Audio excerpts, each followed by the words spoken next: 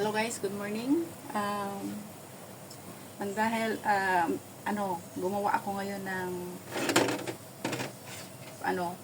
panghaplas, pang pin reliever.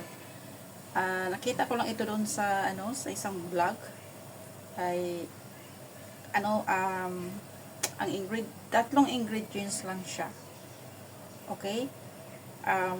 Susubukan ko ito kasi parang herbal ito eh. Parang hindi ito siya So, subukan ko kung gagaling tayo dito.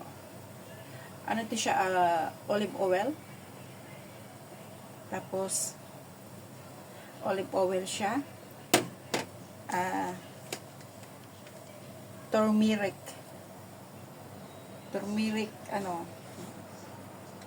Ito siya, turmeric.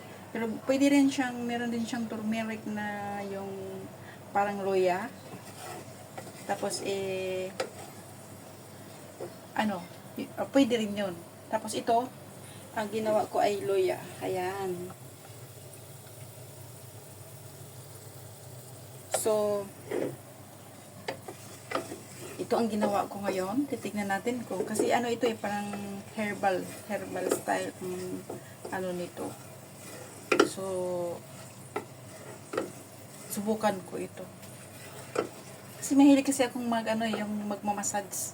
Kaya ito ay gagamitin ko pang massage ko sa sarili ko. Sa kung saan yung medyo may mga pin tayo, may mga joint pain. Kasi ganun ang ating mga buhay ngayon, na kapag tumatanda na ay ganun talaga ang ating nararamdaman. So, di ba? So, gumawa ako ng sariling akin. So, ito. Olive oil.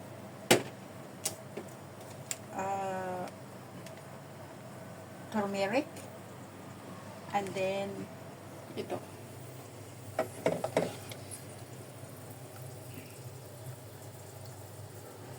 Ginger.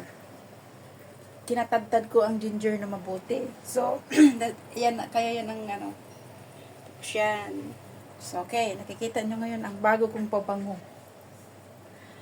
Pagka matanda na tayo, pagka may nagkaedad na tayo, hindi na perfume ang ating pabango, kundi herbal perfume na tayo. So, okay? So, guys, have a nice day and God bless. Mabuhay Pilipinas.